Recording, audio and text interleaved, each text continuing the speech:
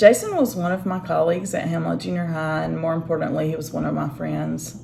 We lived across the street from each other, and Jason and Lauren are two of my favorite people. I taught Kevin and Alex, and he coached my son in Little League, and we spent a lot of time hanging out. And one of my proudest moments was convincing Jason to eat some grilled asparagus that I cooked. He was pretty resistant, but he loved it, and then we had to have asparagus every time we cooked out. Jason was many things to many people, but his greatest roles in life, no doubt, were that of a husband and a father. He was always very loving to Lauren, and their relationship is one to be envied. He always spoke of her with such affection that there was never a doubt about how he felt about her. He never tried to be the cool guy who didn't know where she was or what she was doing. He always wanted to go home to her. I never saw them belittle each other or take each other for granted, or I never saw them even argue.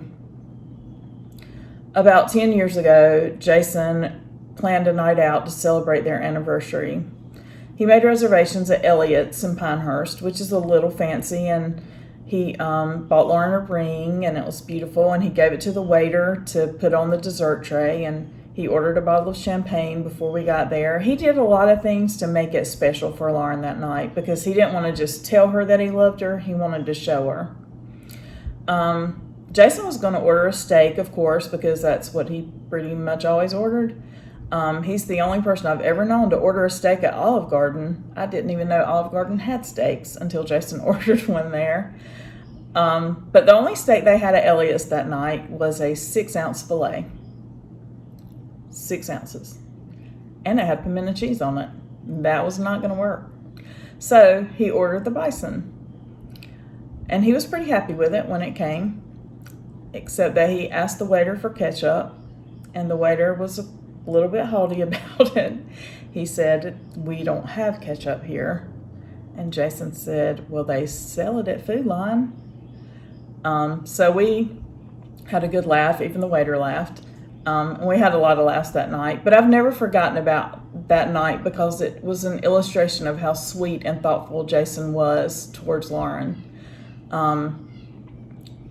Planning that for him was important, and he enjoyed it, and he enjoyed showing her how he felt. Jason loved his boys, and it was special to see him with them. He would be in the dugout with them or on the sidelines at Richmond, and he was just proud of them on and off the field. In the classroom, he was proud of their manners. He was proud of their character. He was so happy when they were expecting Jace, and he was so excited when Jace was born. And it was something seeing big old Jason holding little tiny Jace. He loved him, loved all 3 of his boys. Jason's loss is profound. He was too good, and it's much too soon. Losing Jason should offer us all some perspective. While we were learning about a pandemic and complaining about staying home and about remote learning and remote teaching, Jason was fighting for his life.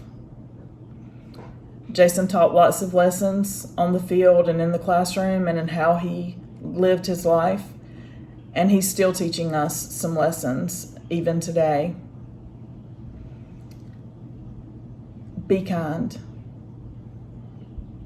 Make the most of every single day. Be grateful. Tell people that you love them. Value them. Hug them tighter. Spend more time doing what you love. Spend more time with the people that you love. Savor every moment. Be generous. Forgive. Count your blessings. The best of Jason lives on in our memories and will live on in Alex and Kevin and Jace. They are his greatest legacy, but we will miss him terribly.